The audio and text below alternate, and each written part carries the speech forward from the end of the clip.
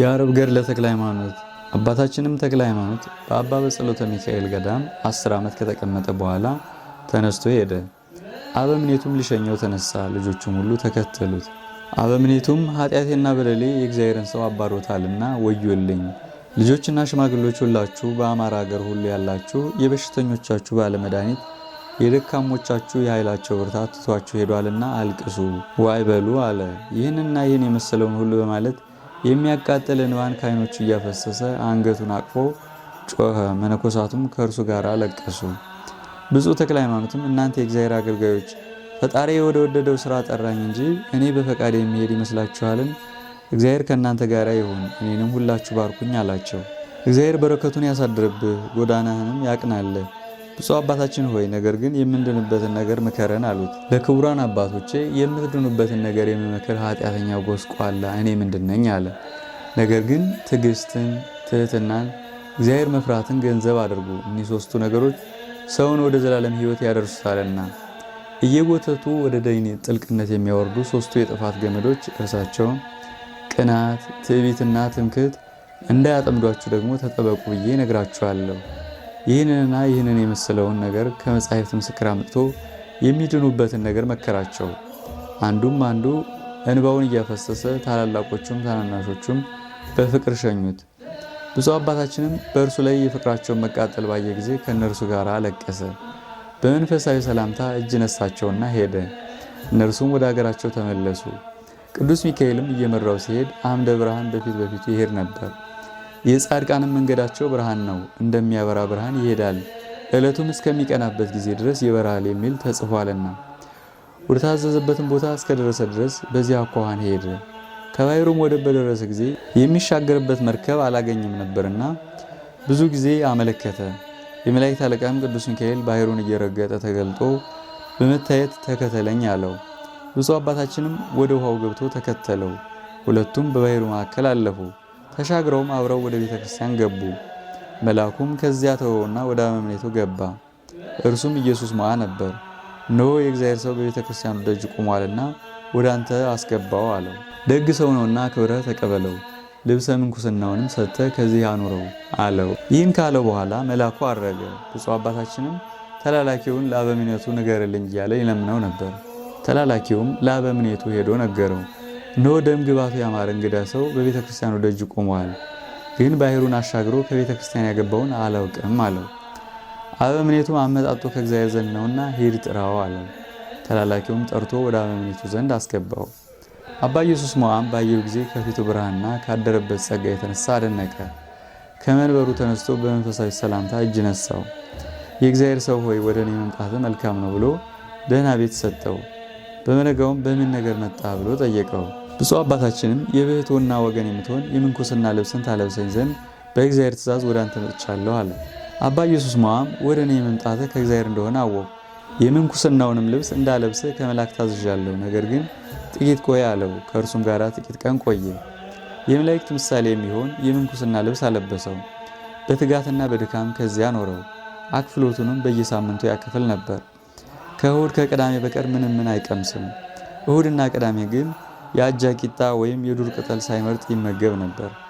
የዳዊትንም መዝሙር በሌሊትና በማል ተግቶ ይደግምና ይጸልይ ነበር። 4050 ይሰግድ ነበር። ወዙም እንደ ውሃ ፈሶ የቆመበትን ምድር እስኪያርሰው ምድሩም እንደ ጉድጓድ እስኪጎደጉድ ድረስ 7000 የሚሰግድበት ጊዜ አለ። እንዲሁም ዕለት ዕለት ድካምና ትጋትን እየጨመረ ብዙ ዘመን ኖረ። ሊያገለግለኝ የሚወድ ሰውነቱን ይጥላ፣ ጨክኖም የሞትኩበትን መስቀል ተሸክሞ ይከተለኝ። ነፍሱንም ሊያድናት የሚወድ ይጣላት፣ ነፍሱንም የጣለ የጣላትንም ነፍሱን ስለ እኔ ያገኛታል። እኔንም የሚከተለኝ ቢኖር እኔ ካለሁበት ከዚያ ይኖራል። እርፍ ይዞ የኋሊት የሚያርስ የለም፣ መንግሥተ ሰማያት የተዘጋጀች ናት ያለውን ስሙ ይክበርና ጌታ የተናገረውን ቃል ለነፍሱ ያሳስባት ነበር። ይህንን ሥራ በመከተል ሰውነቱን ሲያደክማት ከእግዚአብሔር የታዘዘ መልአክ ቅዱስ ሚካኤል የመላእክት አለቃ መጥቶ ድንገት ነጥቆ ወስዶ ከፀሐይ ይልቅ ወደምታበራ ሀገር አደረሰው። ይህችውም እንደ ሰቀላ የተሰራች ናት። ቁመቷም ወርዷም እጅግ ሰፊ ነው። የሀገሩም ሰዎች ሁሉ በውስጧ ቢሰበሰቡ ውስጧን ሊሞሏት አይቻልም። ብዙ ምሰሶዎች አሉባት። በመልክም እርስ በርሳቸው አይመሳሰሉም። ዝንጉርጉር የሚመስል አለ፣ ፍም የሚመስል አለ፣ በረዶ የሚመስል አለ። የፀሐይ ብርሃንም የሚመስል አለ። ይህ ሁሉም ጸዳላቸው ለዓይን ይንቦገቦጋል፣ አይቶም ለመረዳት ያስቸግራል። በአንዱ ምሰሶ ፊት ለቆመው ሁለተኛው ምሰሶ በውስጡ ይታየዋል። የፊቱ ምሰሶ ውፍረት አይሰውረውም። የምድሩን መልክ እንደ ብርና እንደ ጠራ ዕንቁ፣ ልዝብነቱም እንደ ቅቤ ነው። ጠፈሩም እንደሚገለባበት የፀሐይ እግር ያንጸባርቃል። ብዙ አባታችንም እንዲህ አለ። ይህ ሰቀላ መጠኑ እንደ ሰፊ ሀገር ያለ ነው እንጂ እንደ ሰቀላ አይደለም። ሁለተኛውም እንደ እሳት ይነዳል። እንደ እሳት ነውም ብዬ ብናገር እርሱን በማየት ሰውነትን የሚያለመልም የሚያድን ነው እንጂ የሚያቃጥል አይደለም። እያደነኩም በቤቱ መካከል ደረስኩ። የተዘጋጁትንም ዙፋኖች አየሁ። የመካከለኛውም አንዱ ዙፋን ከሌሎቹ ይበልጣል፣ መልኩም እጅግ የተዋበ ነው። በግራና በቀኝ ያሉት ዙፋኖች ከእርሱ ጥቂት ቢያንሱም መልካቸው ግን የሁሉም የተዋበ ነው። እንደ ቀስተ ደመና ያሸበረቁ ናቸው።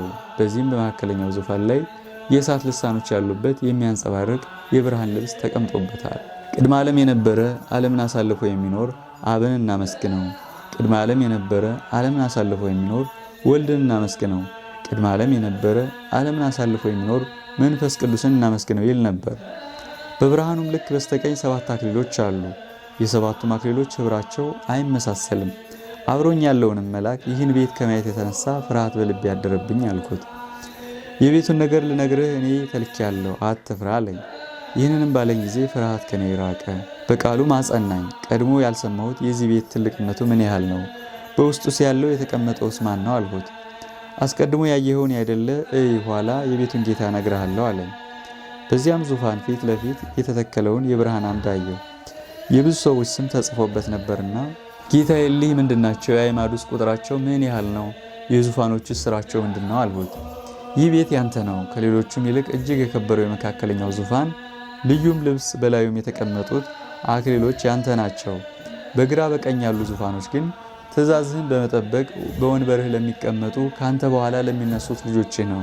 በዙፋኖች በስተቀኝ ያሉ አዕማድ ቁጥራቸው 45,000 በግራም ያሉ የመላእክት ፈጣሪ እንደሰራቸው 45,000 ናቸው።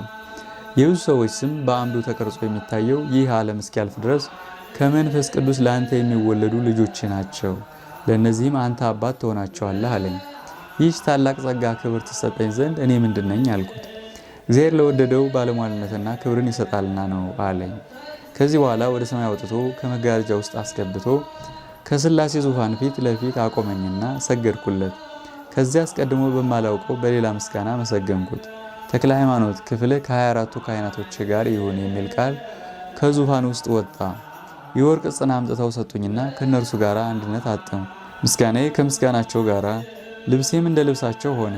ፈጣሪንም በሦስትነቱ ተገልጾ አየሁት። እንደወደድከኝ እወድሃለሁ፣ እንዳከበርከኝም አከብረሃለሁ። ስምህንም ልዑል ክቡር አደርጋለሁ። በጸሎትህም የሚታመን ሰው ሁሉ ስላንተ ይድናል። መታሰቢያህንም እንደተቻለው ያደረገ እኔ በሰማይና በምድር አገነዋለሁ፣ በአንተ ክብር እንዲከብር አድርገዋለሁ ብዬ እነግርሃለሁ። ጭንቅ መከራ ያገኘውም ቢሆን በስምህ ቢጠራኝ እኔ ከጭንቀቱ ሁሉ አድነዋለሁ። በቤተ ክርስቲያንም ለሚያገለግለው ከሰባቱ ከመላእክት አለቆች ጋር መቆምን እኔ ከፍለዋለሁ። የገድልህ መጽሐፍ ከተነበበበት ስምህን በተጠራበት ቦታ ለዘላለም ይቅርታዬና ቸርነቴ በዚያ ይኖራል አለኝ። አመሰገንኩት፣ ሰገድኩለትም። በስራዬ ሳይሆን በፈቃድ ይህንን ሁሉ ለሰጠኸኝ አቤት ለአንተ ምስጋና ይግባህ አልሁት። ከዚህ በኋላ መልአኩ ወደ ቀደመ ኑሮ መለሰኝ አለ። ብፁዕ አባታችን ይህንን አይቶ በሰማይ በሚኖር ፈጣሪው ፍቅር እንደ እሳት ልቡ ነደደ። ዘወትር የዳዊትን መዝሙር ሌሎችንም የነቢያትና የሐዋርያትን መጻሕፍት ያነብ ነበር እንጂ ሌሊትና ቀን አይተኛም ነበር። እንደዚህ ሳለ የምንኩስናን ስርዓት እንድታውቅ የከበሩ ገዳማትን ፈልግ እንጂ በአንድ ቦታ መኖር ለአንተ ለምንህ ነው የሚል ሐሳብ በልቡ ተነሳሳ። ይህንንም ሲያስብ ዘወትር ይጠብቀው የነበረ ብሩህ መልአክ በፊቱ ድቅን ብሎ ተነሳ፣ የወደድከውንም አድርግ አለው። አባታችን ተክለ ሃይማኖትም ቅዱስ ሆይ ወዴት እሄዳለሁ አለው። ወደ ትግራይ ምድር ሂድና ዳሞ ከሚባል ተራራ ውጣ። ስሙ ዮሐኔ የሚባለውን የከበረ ሰው በዚያ ታገኘዋለህ። አስኬማና ቆብን ከእርሱ እጅ ተቀበል፣ ተነስም እስክልህ ድረስ ከዚያው ቆይ አለው። ወደ መንፈሳዊ አባቱ ይኸውም አባ ኢየሱስ ሞዐ ነው። ሲነጋ ገስግሶ ሄዶ በልቡ ነው ያሰበውን ስለ አስኬማና ስለ ቆብ መቀበልም መልአክ እንዳለው ገለጠለት። አባ ኢየሱስ ሞዐ አስኬማና ቆብን ገና አልተቀበለም ነበርና አባ ኢየሱስ ሞዐ የብፁዕ አባታችን ቃል ሰምቶ እኔ እንደከበረ አባት ሳይህ ነበርኩ እንጂ እንደ ልጅ አላይህም፣ ለማን ትተወኛለህ እያለ ብዙውን አለቀሰ። ወደ ደብሩ ስለመሄድ ግን ነገርህ ደስ አሰኘኝ። ከዚያ ደርሰህ አስኬማና ቆብን ተቀበል፣ ኋላ ለእኔ ትሰጠኛለህ፣ ልጅም ስትሆን አባት ትሆነኛለህ። ነገር ግን ባህሩን የሚያሻግርህ ሰው የለምና የዛሬን ታገስ አለው። ብፁዕ አባታችንም ከእግዚአብሔር የሚበልጥ ሰው የለም፣ እግዚአብሔርም ከኔ ጋር ከሆነ ባህርም ሌላም ነገር ቢሆን መንገድ ሊከለክለኝ የሚችል የለም። ይህንንም ተናግሮ አይሆንም ብሎ ሄደ። አበምኔቱም ሊሸኘው ተነሳና እስከ ባህሩ ወደብ ድረስ አብረው ደረሱ። እነሆ ቅዱስ ሚካኤልን በብፁዕ አባታችን ፊት ቆመና ተከተለኝ አለው። ወደ ባህሩ ገብቶ ባህሩ እንደ ደረቅ መሬት እየረገጠ ሲሄድ ብፁዕ አባታችንም ተከተለውና ባህሩን አብረው ተሻገሩ። አባ ኢየሱስ ሞዓም አይቶ አቤቱ በቅዱሳኖች ላይ ስራ ድንቅ ነው አለ። እግዚአብሔርንም እያመሰገነ ወደ ቤቱ ተመለሰ።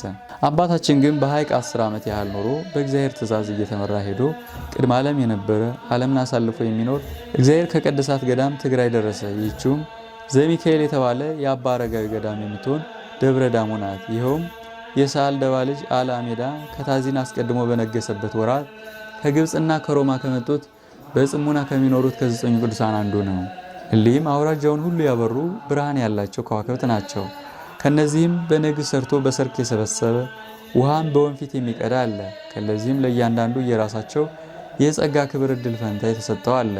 የእነዚህ የተደነቁ ወገን የሆነ አባታችን ቀድሞ ወደ ተናገርነው ከአረጋዊ ገዳም አበምኔት ዘንድ ገባ።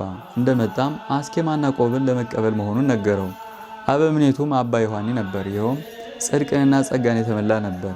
አንተ የወዴት ነህ አለው። በፈጣሪ ትእዛዝ ከሩቅ ወደ አንተ መጥቻለሁ አለው። ስምህ ማን ነው? የምንኩስናውንስ ልብስ ማን አለበሰ አለው። ስሜስ ተክለ ሃይማኖት ነው። የምንኩስናውን ልብስ በባሕር ደሴት የሚኖረው አባ ኢየሱስ ሞዓ አለበሰኝ አለው። አባ ዮሐኒም በእውነቱ አንተ ገንዘቤ ነህ፣ እርሱንም በመንፈስ ቅዱስ ወልጄዋለሁና የልጄ ልጅ ነህ አለው። አባ ዮሐኒም እንደተለመደው ስርዓት በአስኬማውና በቆቡ ላይ ጸለየና ለብፁዕ አባታችን ሰጠው። አባታችን ተክለ ሃይማኖትም ቆቡንና አስኬማውን ተቀብሎ የእሊህን ስማቸው የተጠራውን የ9 ቅዱሳን ገድል የምንኩስናውን ስርዓት እንደሚጀምር ሆኖ ይከታተል ጀመር። ፈጽሞም የገድል ጣዕም እንዳላወቀ ሆነ። ዘወትርም በጎ መስራትን የሚያውቃት የማይሰራት ኃጢአት ትሆንበታለች ይል ነበር። የሐዋርያው ጳውሎስን ነገር ይከተላል። መንፈሳዊ ፍቅርን ወድጃለሁና ለእኔ ይረባኝ የነበረውን ስለ ክርስቶስ እንደ ጎስቋላ ቆጠርኩት። ሁሉንም ደግሞ ስለ ጌታዬ ስለ ኢየሱስ ክርስቶስ እውቀት እንደምናምን እቆጥረዋለሁ። ይህም ነገሩን ሁሉ ስለ እርሱ የናቅሁት እንደ ጉድፍም የቆጠርኩት ክርስቶስን እረባው ዘንድ ነው። ነገር ግን አንድ ነገር አለኝ፣ በኋላ ያለውን እየረሳው ወደፊቴ ወዳለው ምልክት እየዘረጋው እየተመለከቱ ወደ ዋጋው ፈጥኜ እሮጣለሁ ያለውን ያስታውሳል። ሰራተኛ ንብ ከእንጨቱ ሁሉ የአበባውን ጮርቃ እንድትቀስም የቀደሙ አባቶቻችን ከገድላቸው የተገኘውን ትሩፋት የሰማነውንም የቅዱሳንን ገድል ሁሉ በሰማው ጊዜ ይሰራው ነበር። እግዚአብሔርን በመፍራት መላው አካሉ ብርሃን ሆነ። የሚሆነውንም ነገር ገና ሳይደረግ ያውቀዋል። ለመነኮሳት ሁሉ የሚመጣባቸውን ይነግራቸዋል። ነገሩን ፈጥኖ ይደረጋልና ያደንቁታል። በማመስገኑ መላእክትን መሰላቸው። የኋለኛውንም ነገር በማወቁ ለነቢያት ወገናቸው ሆነ። በማስተማሩም ሐዋርያትን መሰላቸው። በመገረፉና ገደል በመውደቁም ለሰማዕታት ወገን ሆናቸው። ድካማቸውንም በመሸከም ለአባቶቻችን መነኮሳት ወንድማቸው ሆነ። ይህንን ሁሉ መስሎ ከቅዱሳን ሁሉ ሰብስቦ የመጻሕፍትን ሁሉ ፍሬ ይህችውም ጳውሎስ የጠራት የመንፈስ ቅዱስ ፍሬ ፍቅር ናት። ደስታም፣ ሰላምም፣ ትዕግስትም፣ ቸርነትም፣ በጎነትም፣ ሃይማኖትም፣ ገርነትም አለመሰሰንም ናት ያላትን ተመገበ። ከሁሉ ይበልጥ ፍቅር ይበልጣል። ፍቅር ግን ፍጹም ሕግ ነው። ተራራ እስካፈልስ ድረስ ሃይማኖት ቢኖረኝ ፍቅር ከሌለኝ አንዳች አይደለሁም። ለድሆችም ደግሞ ገንዘቤን ባበላ ስጋዬንም በእሳት ለመቃጠል ብሰጥ ፍቅር ከሌለኝ ምንም የምረባው የለም። የተደነቁት ወገን የሚሆን አባታችን ግን ይህንን ፍቅር ለመፈጸም ለእግዚአብሔር ኃጢአተኛ ሳይሆን ለኃጢአተኞች እንደ ኃጢአተኛ ሆነላቸው። ለእያንዳንዱም ሰውነቴን ስላንተ አሳልፋለሁ ይለዋል። በምክሩም ከክፉ መንገድ የቅዱሳንን ድካም ወደ መሸከም ይመልሳቸዋል። ለሰነፎች እንደ ሰነፍ ሆነላቸው፣ ኋላ ግን እውቀት ይሆናቸዋልና። እንዲሁም በደብረ ዳሞ 12 ዓመት ተቀምጦ የእግዚአብሔር መልአክ ተነጋገረው። ከዚህ ደብር ውጣና የትግራይን አውራጃ ዙር፣ በእነሱም ዘንድ ጥቅም ታገኛለህና የቅዱሳን ገዳማት የመነኮሳትን ቦታ ሁሉ ጎብኝ አለው። ወደ አባ ዮሐንም ሄዶ ልቡናው የወደደውን ነገር ሁሉ መልአኩም እንዳለው ነገረው። አባ ዮሐንም ቀድሞ ከእግዚአብሔር ታዘህ ወደ እኔ መጣ፣ አሁንም ወደ ላከህ ቦታ ሄድ፣ እግዚአብሔር ካንተ ጋር ይሁን ብሎ አባ ዮሐኒ ሊሸኘው ተነሳ። ከላይ ወደ ታች ከሚወርድበት ከደብረ ዳሞ በር አብረው ደረሱ። ያለ ጠንካራ ገመድ በላዩ ለመውረድ የማይቻል ገደል ከዚያ አለ። የገመዱ ርዝመት በክንድ 40 ያህል ነው። ብዙ አባታችንም ከዚያ ደርሶ በገመድ ሊወርድ ጀመረ። አባ ዮሐኒና ልጆቹም አወራረዱን ሊያዩ ከገደሉ አፋፍ ቆሙ። ያን ጊዜውም ገመዱ ከካስማው ስር ተቆረጠና ብዙ አባታችንን ተከተለው። 6 ክንፎችም ተሰጡት። ክንፎቹንም እያማታ በረረ። የደብሩን መነኮሳት ሁሉ እያዩት 3 ኪሎ ሜትር ያህል ሄደ።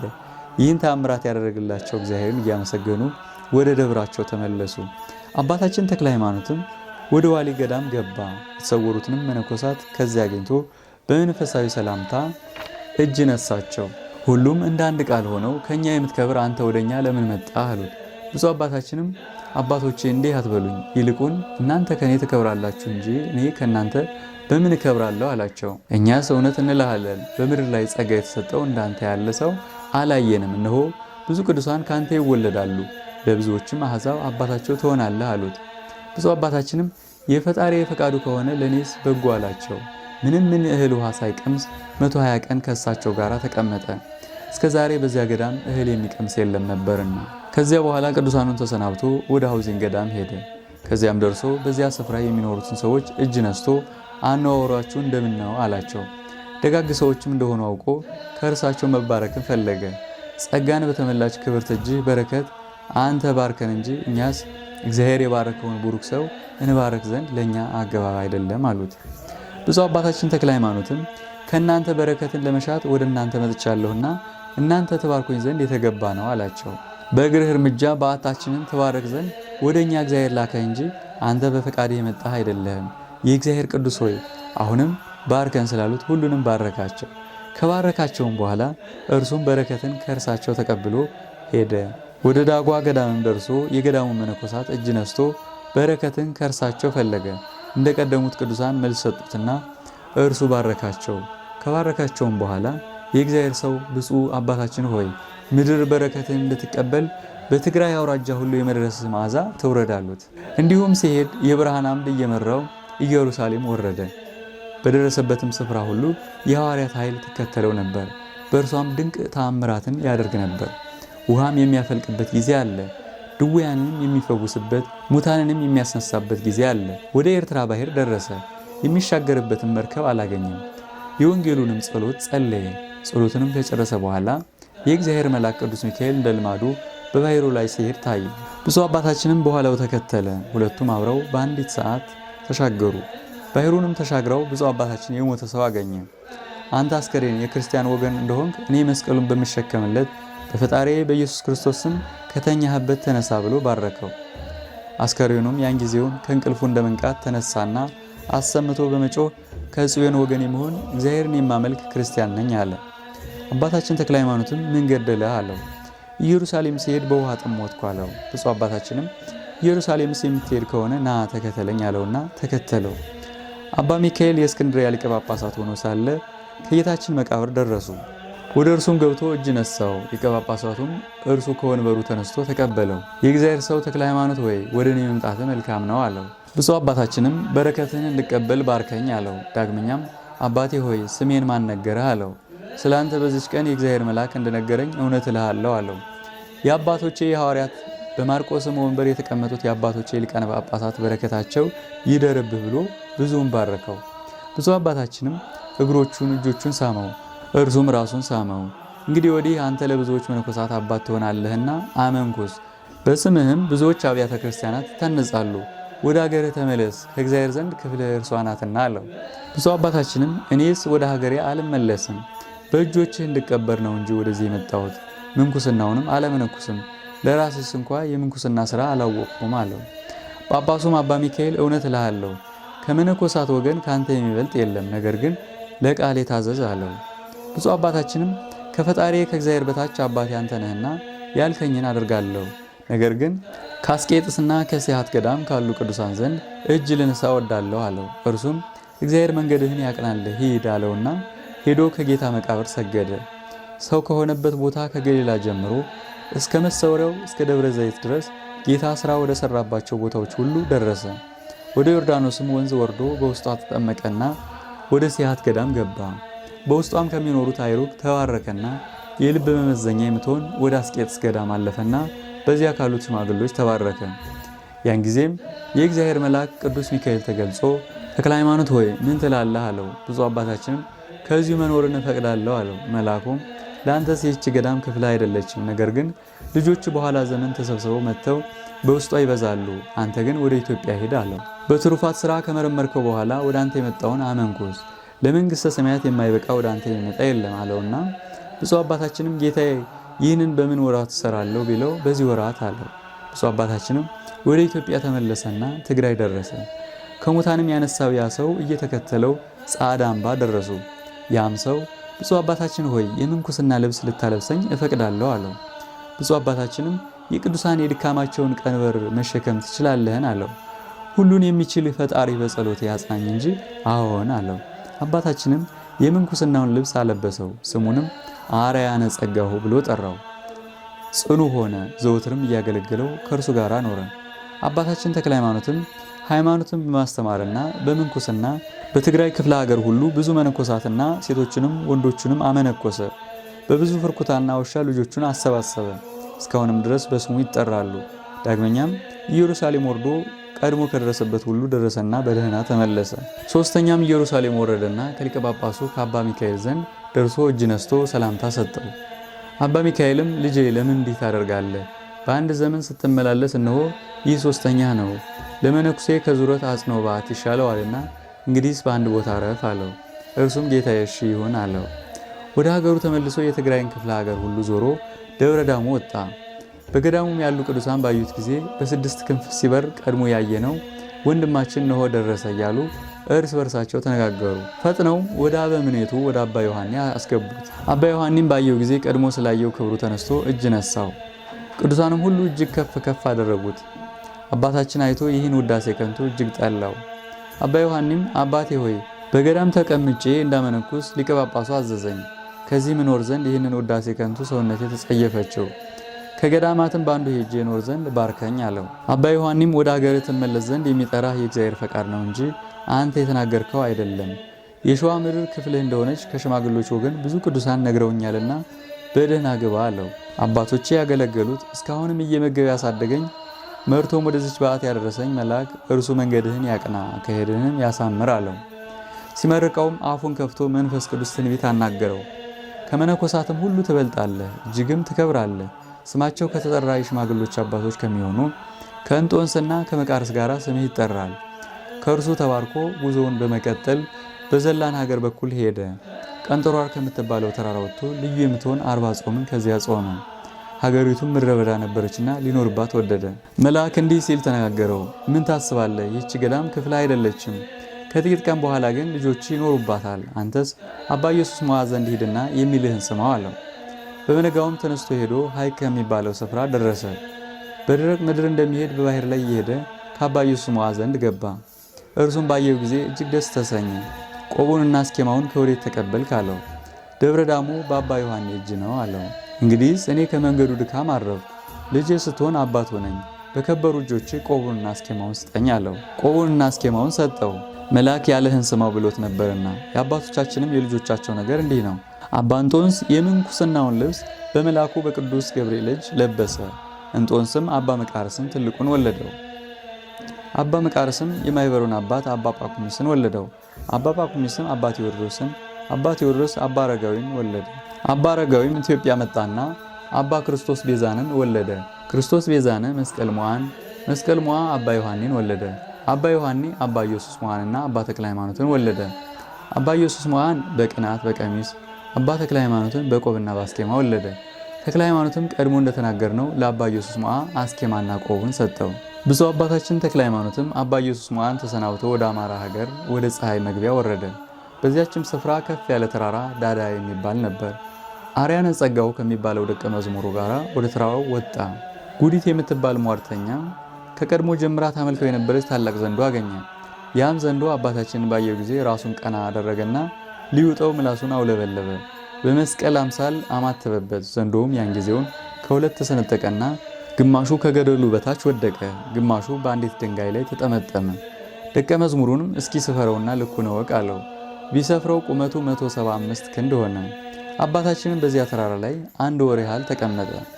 ከዚህ በኋላ ዘንዶውን የሚያመልኩት የሀገር ሰዎች ወደ ተራራው ወጡ። የሚያመልኩበትን ዘንዶ ግን አጡት። አባታችንንም ከተራራው ላይ ቆሞ ሲጸልይ ቢያገኙት አንተ መነኩሴ የወዴት ነህ? በምንስ ምክንያት ወደዚህ ተራራ ላይ መጣ አሉት። በእግዚአብሔር ፈቃድ ነዋ አላቸው። በዚህ ተራራ ታላቅ ዘንዶ ነበር፣ ዛሬ ግን አላገኘነውም። አንተ አባረኸው ይሆን አሉት። ብፁዕ አባታችንም በፈጣሪ ኃይል ገደልኩት እንጂ ያባረርኩት አይደለም። ሂዱ፣ ይህ ልጄ ሬሳውን ያሳያችሁ አላቸው። ሄደውም የምድር አራዊትና የሰማይ ወፍ ሳይበሉት ተልቶ ከሸተተበት ስፍራ አገኙት። ደቀ መዝሙሩን በምን ገደላችሁት ብለው ጠየቁት። አባቴ በላዩ ባማተበ ጊዜ ተተርትሮ በእግዚአብሔር ፈቃድ ሞተ አላቸው። በአገሩ ሰዎችም ፍርሃት አደረባቸውና እያደነቁ ሄደው ለሳይንቱ ንጉሥ የምናመልከውን ዘንዶ የገደለ መነኩሴ በዚህ ተራራ ላይ አለ አሉት። ሰውየው ምን መሳይ ነው አላቸው። ሰውየውስ እጅግ ያማረ የተወደደ ነው አሉት። ኑ ሂደን እንየው አላቸው። ወደ እርሱ ሄዱ። በደረሱም ጊዜ አገረ ገዡ ከሩቅ ሰገደና የእግዚአብሔር ሰው ሆይ መመረጥህን አደንቃለሁ፣ ወደ አንተም እንድቀርብ ፍቀድልኝ አለው። ብፁዕ አባታችን ተክለ ሃይማኖትም ና አለው። አገረ ገዡም ሄዶ ሰገደለትና ባርከኝ አለው። ብፁዕ አባታችንም ሃይማኖት ምን እንደሆነ ሳላውቀው በረከት አልሰጥህም አለው። አገረ ገዡም ሃይማኖትስ እንደ ክርስቲያን ሕግ ነው፣ በልቤ ግን ዘንዶ የማመልክ ነኝ። በእጅህም አማትበህ አንተ እንደገደልከው በሰማው ጊዜ እግዚአብሔር ካንተ ጋር እንደሆነ አውቄ ስለዚህ ልገዛልህ ወደ አንተ መጣሁ። እኔና ሰዎቼ ይህንን ዘንዶ ስንፈራው የወደደውን ሁሉ ስናደርግለት ኖረናልና አለው። እንኪያስ እንዲህ ያለ ሰው ስትሆን ሰይጣን ማምለክህን ትተህ ባርከኝ ትለኛለህን? በፈጣሪ ስም ብትጠመቅ ያን ጊዜ ባርካለሁ አለው። አገረ ገዡም አባቴ አጥምቀኝና ባርከኝ አለው። ብፁዕ አባታችንም ዙሃ ወደሚባል ወንዝ ወርዶ ውሃውን ባርኮ አገረ ገዡና ሰዎቹን አንድ አምላክ በሚሆን በአብ በወልድ በመንፈስ ቅዱስ ስም አጠመቃቸው። በዚያች ቀን የተጠመቁት ሰዎች ቁጥራቸው ከሴቶችና ከልጆች በቀር 3000 ነበር። ስጋውን ደሙን አቀበላቸው። ዘንዶውንም በገደለበት ተራራ ላይ ቤተ ክርስቲያን ስሩ ብሎ አዘዛቸውና ሰሩ። ታቦቱንም በአርባዕቱ እንስሳ ስም ሰየመላቸው። እስከ ዛሬም ድረስ በዚያ አለ። ከዚያ ሳለ ከሰማይ ቃል እንዲህ ሲል ጠራው፣ ወደ ሸዋ ሄድ፣ በሃይማኖት ያበዛሃቸው ሕዝቦች እነሆ ጥቂቶች ሆነዋልና አስተምራቸው፣ በጸሎትም ጎብኛቸው። ስለፈሰሰው ደምህና ስለ ድካምህ እግዚአብሔር አስራት የሰጠህን አገርህን እነሆ ሰይጣናት ወርሰዋታልና አለው። የእግዚአብሔር ቅዱስ ሆይ አሁንም ተነሳ፣ ሕዝብህንም በሃይማኖት አንድ አድርግ፣ መቃብርህም ከዚያ ይሆናል። የተመረጡ መነኮሳት ልጆችህም እንደ ባሕር አሸዋ እንደ ሰማይ ኮከብ በውስጡ ይበዛሉ። ከሞትህም በኋላ በስምህ በኢየሩሳሌም አምሳል ታላቅ ዋሻ ይታነጻል። የስምህ አጠራር በአራቱ ማዕዘን ይሰማል። ቃሉም ይህን ተናግሮ ዝም አለ። አባታችን ተክለ ሃይማኖትም ሕዝቡን ጠርቶ እኔ ፈጣሪ ወዳዘዘኝ እሄዳለሁና ለነፍሳችሁም ለስጋችሁም ጥቅም እንድታገኙ የፈጣሪን ትእዛዙን ጠብቁ። ልጅ አርያነ ጸጋሁ ከዚህ ይኖርላችሁ፣ ስለ እኔም አባት ይሆናችሁ አላቸው። የአገሩም ሰዎች ቃሉን ሰምተው አለቀሱ። ያም ደቀ መዝሙር አለቀሰ። እኔ ካንተ ጋር መሄድ እፈቅዳለሁ፣ አባቴ ሆይ አትተወኝ አለ። ብፁዕ አባታችንም በእግዚአብሔር ፈቃድ የማዝህ አይደለሁምን? ለዘላለም ክፍልህ ይህች አገር ናትና ከዚች ተቀመጥ አለው። የሚያጽናናውን በትርና የእጁን መስቀል እሊህ አለይታ የሆኑ ብሎ ሰጠው። በዚች ሀገር የብዙ መነኮሳት አባት ትሆናለህ ብሎ ትንቢት ተናገረለት። አባ አርያነ ጸጋሁም እጅግ አለቀሰ። አባቴ ሆይ የምትደርስባት ሀገር የምትረግጣት ምድር የተመሰገኑ ናቸው። ካንተ የሚወለዱ ቃልህን የሚሰሙ በሕግ ጸንተው የሚኖሩ ሁሉ የተመሰገኑ ናቸው። ስጋህንም የምትሸከም ደምህንም የምትቀበል መቃብር የተመሰገነች ናት። ለእኔም ለኃጢአተኛው በረከት ትድረሰኝ። እኔ ግን ካንተ ጋር ብኖር በወደድኩ ነበር፣ የእግዚአብሔር ፈቃድ ከለከለኝ እንጂ አለ። እርሱም የአገሩም ሰዎች ብፁዕ አባታችንን ሸኝተውት ወደ ሀገራቸው ተመለሱ። አባታችን ግን በወለቃ ሀገር በኩል ወደ ሸዋ ምድር ሄዶ ሙገር ወደሚባል ሀገር ደረሰ። ቅያት ወደሚባል ረጅም ተራራ ወጣ። ይኸውም ለአጋንንት የሚሰዋበት ስፍራ ነበር። አጋንንት እስከተበተኑ ድረስ በብዙ ትጋት ጾምን ከዚያ ጾመ። ወንጌልን ለማስተማር እንደ ልማዱ ሄዶ ወደ ጀማ ደረሰ። ወንጌልን እያስተማረ መንግሥተ ሰማያት ቀርባለችና ንስሐ ግቡ፣ በእግዚአብሔር ልጅ የሚያምኑ የተመሰገኑ ናቸው፣ ስለ ኃጢአታቸው የሚያለቅሱት የተመሰገኑ ናቸው፣ ከመቅሰፍት ይድናሉና፣ ከእርሳቸው ገንዘብ ለነዳያን የሚሰጡ የተመሰገኑ ናቸው፣ እሊህ ያበድራሉና እያለ በውስጧ እየዞረ አስተማረ። የቃሉን ነገር ሰምተው አመኑ፣ በእጁም ተጠመቁ። ከዚህም በኋላ አንድ ጣዖታዊ ሰው ሰይጣን የሚገለጥበት ሕዝቡ የሚሰግዱለት አለ ብለው ነገሩት። ብፁዕ አባታችን ተክለ ሃይማኖትም ሄዶ ስራውን ጠየቀው። እርሱም ሲነግረው እውነቱን የተናገረው አለ፣ የካደውም አለ። ብፁዕ አባታችንም በተንኮል የተናገረውን የሽንገላውን ነገር አይቶ ስራውን ለመመርመር ቀድሞ የማይመገበው ምግብ ስጡት ብሎ አዘዘ። እርሱም ተቀብሎ በላ። የዚያን ቀን የተመገበውን በሌላ ቀን እንዳይበላ ስለሰማ ቀድሞ የማይበላውን ሲበላ አይቶ አደነቀ። ያም በጣዖት የሚያመልከው ብፁዕ አባታችን ሲያደንቅ አይቶ በእኔ የሆነውን ስማ ልንገርህ፣ ስለ እኔ እንደነገሩ በማማረት እኖር ነበር። የምሰግድለት አምላኬ አንተ ሳትመጣ ነገረኝ። እኔ ትቼህ ወደ ጎጃም እሄዳለሁ። ጌታዬ ስለምን ትተወኛለህ አልሁት። ስርዓቱ ልዩ የሚሆን ከእኔ የሚበረታ ሰው እነሆ ወደ አንተ ይመጣል አለኝ። ስራህንና አለባበስህንም በምልክት ነገረኝ። አይሆንም ልትለው አይቻልህምና ያበላህም ብላ የከለከለህንም ተከልከል አለኝ። የአገሩ ሰዎች አይተው አደነቁ። የአባታችንም አመጣጥ በእግዚአብሔር ፈቃድ እንደሆነ አውቀው በፍጹም ልቦናቸው አመኑ።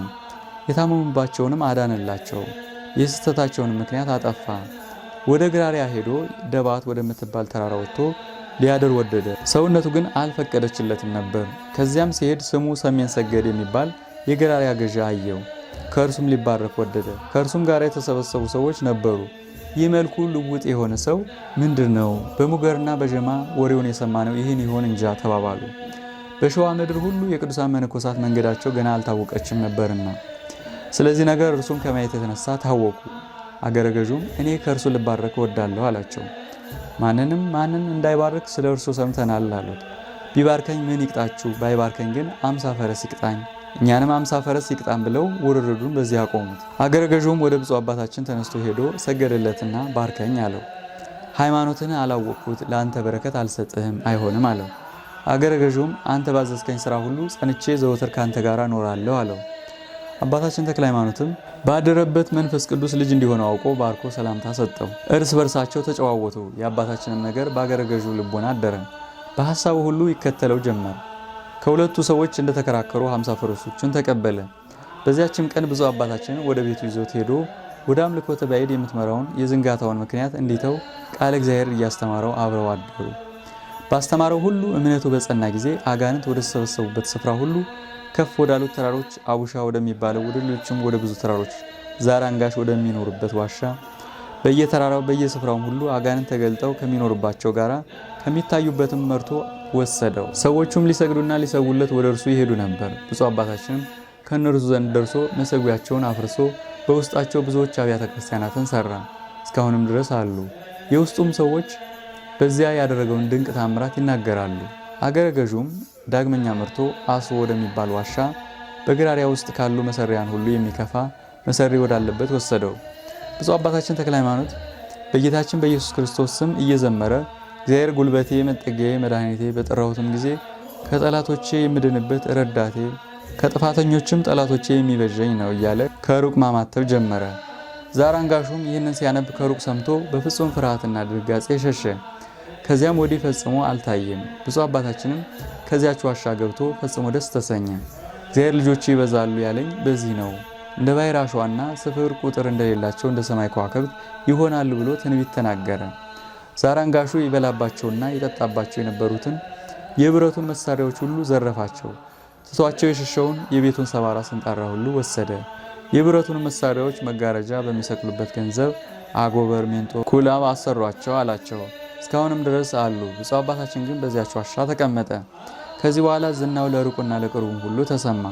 እርሱ ግን ወሬው በተሰማ ጊዜ ከክፉ አውሬ እንደሚሸሽ ሰው ከውዳሴ ከንቱ ይሸሻል እንጂ ደስ አይለውም ነበር። እግዚአብሔር ግን በእርሱ አድሮ ይመሰገን ዘንድ ይገልጥበት ነበር። እግዚአብሔር በቅዱሳን ምስጉን ነው፣ በሚፈሩትም አድሮ ዘወትር ይደነቃል ተብሎ በነቢይ ተነግሯልና። ብፁዕ አባታችን ተክለ ሃይማኖትም በዋሻይቱ እኩሌታ ሰኔል ጋርዶ በእመቤታችን በድንግል ማርያም ስም ታቦት አኖረ።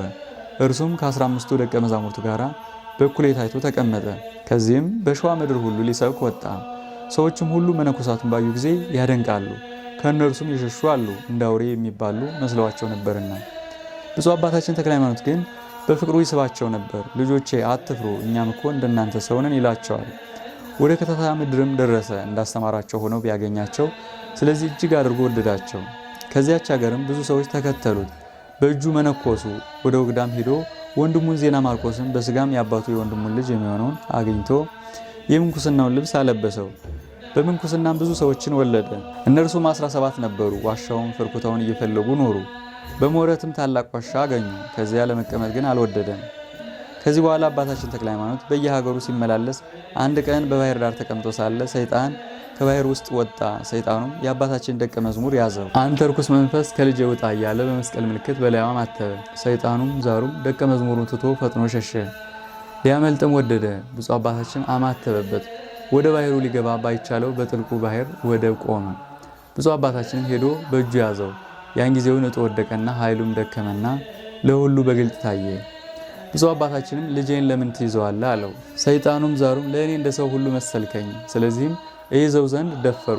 ብፁዕ አባታችን ስምህ ማን ነው አለው። ባሕር አልቅም ነው አለው። ብፁዕ አባታችን እንግዲህ ከኔ ጋር ትሄዳለህን ወይስ ወደ ማደሪያ ትመለሳለህ አለው። ከእንግዲህ ወዲህስ ወደ ማደሪያ ለመመለስ አይቻለኝም፣ በማማተብ ስልጣኔን ሽረኸዋልና አለው።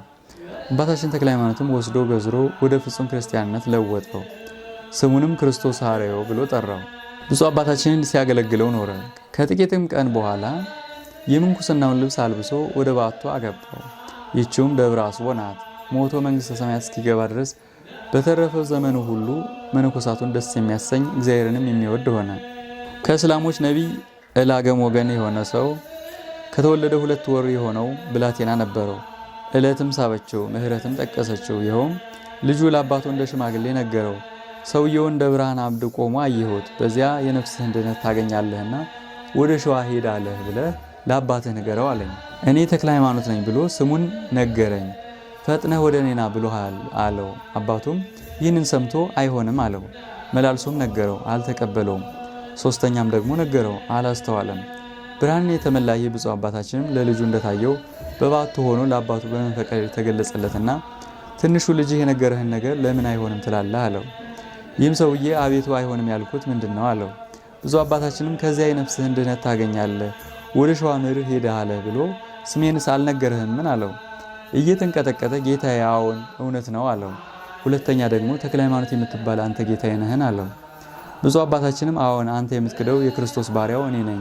አሁንስ በፈጣሪ አታምንምን? ያለዚያ ግን ከዚህ ስፍራ እገልሃለሁ አለው። እየፈራ ከምትገለኝስ በፈጣሪ አምናለሁ አለው።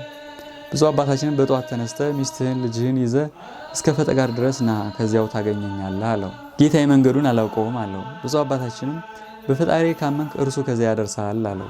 ይህንንም ብሎ ተሰወረበት። ደንግጦ ከእንቅልፉ ነቃ። ያየውን ሁሉ ለሚስቱ ነገራት። እንግዲህ ምን እናደርግ? እኔ መቼም እሄዳለሁ፣ አንቺ ግን ብትወጂ ከኔ ጋር ነይ፣ ያለዚያም የሕይወት መሪ የሆነኝ ልጄን ስጭኝ አላት። ሴቲቱም ለባሏ እኔም ካንተ አልለይም፣ የእግዚአብሔር ፈቃዱ ይሆን አለችው። ይህንን ብላቴናውን ይዘው ቤታቸውን እንደተከፈተ ትተው አብረው ሄዱ። በቤታቸውም ካለው ገንዘብ ከጫማ ብቻ በቀር ምን አልያዙም። ብፁዕ አባታችን ስለነገረው ራእይ እየተጨዋወቱ መንገዱን እየሄዱ ሳያውቁ በአንዲት ቀን ከደዋሮ እስከ ፈጠጋር ደረሱ። ሰዎች ከዚያ ስፍራ በጌታችን በኢየሱስ ክርስቶስ ስም ሲዘምሩ ሰሙ። የዚያች ሀገር ስሟ ማን ነው ብለው የሀገሩን ሰዎች ጠየቋቸው። ፈጠጋር ነው አሏቸው። በአንዲት ሰዓት መድረሳቸውንም አደነቁ። የሀገሩንም ሰዎች የእግዚአብሔር ሰው ተክለ ሃይማኖት የሚያድርበት ወዴት ነው ብለው ጠየቋቸው። የሚያድርበትንም ነገሯቸው። ከእርሱም ዘንድ ደርሰው በፊቱ ሰገዱ። የመጡበትን ምክንያት ነገሩት። ከሀገራችሁ መቼ የተነሳችሁ አላቸው። ብፁዕ አባታችንም ዛሬ ማለዳ ነው አሉት። ብፁዕ አባታችንም ለሰው ልጆች ድህነትን የሚሻ እግዚአብሔርን አመሰገነው። አባታችንም የዚችን የዋሻይቱን መንገድ ማን አሳያችሁ አላቸው። የፈጠጋር ሰዎች ነገሩን አሉት። ከዚህ በኋላ አዳምንና ልጆቹን ለማዳን ከድንግል ማርያም በተወለደ በእግዚአብሔር ልጅ በኢየሱስ ክርስቶስ ታምናላችሁን አላቸው። አዎን በነገርከን ሁሉ እናምናለን፣ አንተ ታላቅ ነቢይ ነህና አሉት። አንድ አምላክ በሚሆን በአብ በወልድ በመንፈስ ቅዱስ ስም አጠመቃቸው።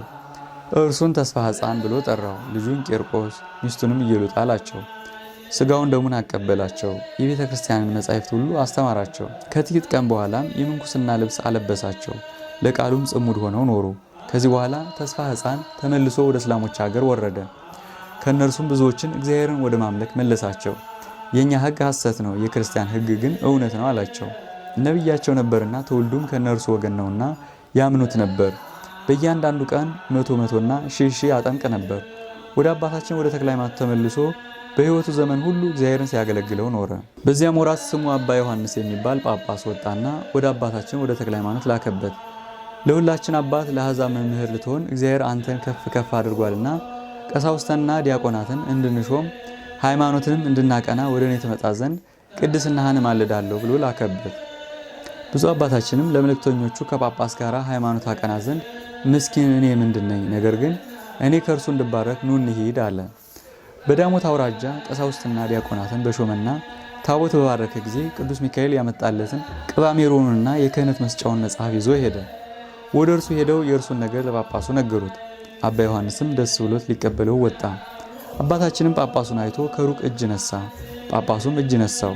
መንፈሳዊት ሰላምታን ተሳስተው ጳጳሱም እጅግ አክብሮ ወደደው። ጳጳሱም የእግዚአብሔር ሰው ተክለ ሃይማኖት ባርከኝ አለው። ብፁዕ አባታችንም ጳጳስ ባርክ ዘንድ ለእኔ የሚገባኝ አይደለም፣ ነገር ግን አንተ ተባርከኝ ዘንድ አገባብ ነው አለው። ይህንንም ብሎ አይሆንም አለው። ከብዙም ክርክር በኋላ ጳጳሱ አባታችን ተክለ ሃይማኖትን ባረከው። በኢትዮጵያ እኩሌታ ኤጲስቆጶስ ሁን፣ እኔም በእኩሌታዋ ሆናለሁ አለው። ብፁዕ አባታችንም ለእኔ ለመጻተኛው ይህ ሥራ አይገባኝም፣ ይህንስ የምወደው ከሆነ ከእግዚአብሔር ዘንድ ቀድሞም ታዝዤ ነበር። በመልአኩም እጅ ክህነት የሚሰጥበትን መጽሐፍና ቅባ ሜሮንን ልኮልኛል። እነርሱም እነሆ እሊህ ናቸው ብሎ አሳየውና ለእርሱ ሰጠው። ጳጳሱም ለብፁዕ አባታችን እጅ ነስቶ መጽሐፉና ሜሮንን ተቀብሎ ከእርሱ ጋር አኖራቸው። እግዚአብሔር ያናገራቸውንም እየተነጋገሩ እስከ 3 ቀን ቆዩ። ብፁዕ አባታችንም አሰናብተኝ፣ ወደ ባቴ ልግባ አለው። ጳጳሱም እሺ በለኝና ከኔ ጋር ኑር፣ ክህነቱንም እንደኔ ስጥ አለው። ብፁዕ አባታችን ግን አይሆንም ስላለው ጳጳሱ በእግዚአብሔር ፈቃድ አሰናበተው። ዳግመኛም ጳጳሱ አባቴ ባርከኝ፣ በጸሎትም አስበኝ አለው። ብፁዕ አባታችንም በእናቴ ማኅፀን የጠራኝ እግዚአብሔር በሕጉ የሚሆን ጵጵስናህን ያቅና፣ በሥርዓቱም ለዘላለም ይጠብቅህ አለው። ጳጳሱም ሸኘውና በደህና ወደ ባቱ ተመለሰ። በአንዲቱም ቀን የአባታችን ደቀ መዝሙር ለምግባቸው ጎመን ሊቀቅልበት እንጨት ሲለቃቅም የዛራንጋሹን ልጅ አገኘው። እህል አይቀምሱም ነበርና። መጠጣቸውም ብፁዕ አባታችን በጸሎቱ ከዋሻ ያመነጨው እንደ እናታቸው ጡት ወተት የሚጣፍጥ ውሃ ነበር። እስከ ዛሬ የተክለ ሃይማኖት ውሃ ስትባል ትኖራለች። በውስጧ በገድል መጽናታቸውን ቢተውት ተመልሳ እንደ ሁለተኛይቱ ውሃ ሆነች። የሚጋደል ሰው ቢጨክን እንደ ቀድሞ ወተት በሆነችለት ነበር። ፈርቶም ሸሸ። ደቀ መዝሙሩም ተከተልና አትፍራ፣ እኔም እንዳንተ ሰው ነኝ ቢለው ቆመለትና እናንተ ምንድናችሁ አለው። ደቀ መዝሙሩም እኛ የእግዚአብሔር ባሮች ነን፣ አባቴም በዋሻ ውስጥ አለ፣ ሁሉ ይገዛለታል። አንተንም ናና ተለማመነው፣ በፊቱ ለነፍስ ድህነት ያሰጥሃል። ነገ ከዚህ እንገናኝ አለውና ሄደ። ደቀ መዝሙሩም ገብቶ ይህን ለብፁዕ አባታችን ነገረው። አባታችንም ተባረክ፣ ዘወትር እንዲህ እያልክ ወደ እኔ አምጣው አለው። ዳግመኛም ብፁዕ አባታችን የኢትዮጵያ ምድር ሁሉ እየዞርኩ ርኩሳን መናፍስትን ሳጠፋ እንደምን ይህች ሀገር ተረፈችኝ አለ። ነገር ግን የስብከት መጨረሻዬ የገራሪያ ምድር ትሆናለች፣ መቃብሬም ከዚህ ነው አለ። በነጋውም ደቀ መዝሙሩ ወጣ፣ ሰውየውንም እንደተቃጠሩ አገኘው። ደቀ መዝሙሩም ትመጣለህን አለው። የባለዛሩም ልጅ ዛሬስ እንዳትበሉኝ እፈራለሁ አለው። ደቀ መዝሙሩም እናንተ ሰው ትበላላችሁን አለው። የባለዛሩም ልጅ አንበላም አለው። ደቀ መዝሙሩም እንኪያስ እኛም አንበላም፣ አትፍራ አለው። ዛሬስ እፈራለሁ፣ ነገር ግን ቀስቴን ይዤ እመጣለሁ ብሎት ሄደ። ማለዳም ቀስቱንና ጦሩን ይዞ መጣ። ደቀ መዝሙሩንም ከዋሻው ደጅ አገኘውና ለአባታችን ነገረለት። አባታችን ተክለ ሃይማኖትም ወደ እርሱ ወጣ። ፊቱንም ባየው ጊዜ ደንግጦ ወደ ምድር ወደቀ። ቀስቱና ጦሩም ተሰበረ። ብፁዕ አባታችን በላዩ አማትቦ አስነስቶ እንደዚህ አድርገህ የምትደነግጥ ምን ሆነሃል አለው። ይዞም አስቀመጠውና አትፍራ አለው። ብፁዕ አባታችንም ደቀ መዝሙሩን የሚጠጣው አምጣለት አለውና ውሃ ቀርቶ አመጣለት። አባታችንም ባረከው፣ ጥሩ ጠላ ሆነ። ንሳ ጠጣ ብሎ ሰጠው። ብጠጣው ሞታለሁ ብሎ ፈርቶ ነበርና ደቀ መዝሙር ካልቀመሰልኝ አልጠጣም አለው። ብፁዕ አባታችንም ደቀ መዝሙሩን ቅመስለት አለው። ያን ጊዜ ዕለቱ ዓርብ ጊዜው ነግህ ነበርና በዕለት ዓርብ እንዴት ተጠጣለሁ አለው። አባታችን ተክለ ሃይማኖት ከጾምማ ፍቅር የሚበልጥ አይደለምን ልጅ ሆይ አለው። ለዚያ ለሰው ጠርቶ አጠጣው፣ ደስ ተሰኘ። ብፁዕ አባታችንም ዘወትር ወደ እኔ እንዲሁ እሰጥሃለሁ አለውና እሺ ብሎ ሄደ። በበነጋው የባለዛሩ ልጅ መጣ። ብፁዕ አባታችንም እንደ ትናንትና ሰጠው፣ አጠጣውም። ብፁዕ አባታችንም ውሃውን በባረከው ቁጥር ጠላ ይሆናል፣ ወተትም የሚሆንበት ጊዜ አለ። ያንንም ሰውየውን እንደዚህ ባለ ነገር ክርስቶስን ወደ ማመን መለሰው። በእጁም ተጠምቆ አብሮት ኖረ። ከጥቂት ቀን በኋላ መንኩሶ በሕይወቱ ዘመን ሁሉ ደግ ሰው ሆነ እንጂ አልዘገየም። አባታችን ልጁን የወሰደበት አባትየው ባለዛርም ከጎጃምና ከብራቀይ አባታችንን ለመግደል እንዲራዱት ብዙ መሰሪያን አሳደመ። ሁሉም መጥተው በምን ነገር ጠራሃን አሉት። አንድ ክፉ ሰው መጥቶ ልጄን ቀምቶ ከቤቴ ያስወጣብኝ፣ በማናቸውም ነገር እርሱን ለመዋጋት ተሳነኝ። ስለዚህም እርሱን ለመግደል እንድትረዱኝ ጠራኋችሁ አላቸው። በብራቀኝ ምድር ያሉትም ይህ ሰው ታላቁን የሟርተኞችን ንጉሥ የገደለው እንደሆነ እኛ እርሱን ግን በማናቸውም ነገር ልንገለው አንችልም፣ ይልቁንስ በከንቱ አታስፈጀን አሉት። የጎጃሞቹም ፈረሶቻችን እሳት ልብሶቻችን እሳት ሲሆኑ ማን ይችለናል? በመብረቅም እንመሰላለን አሉ።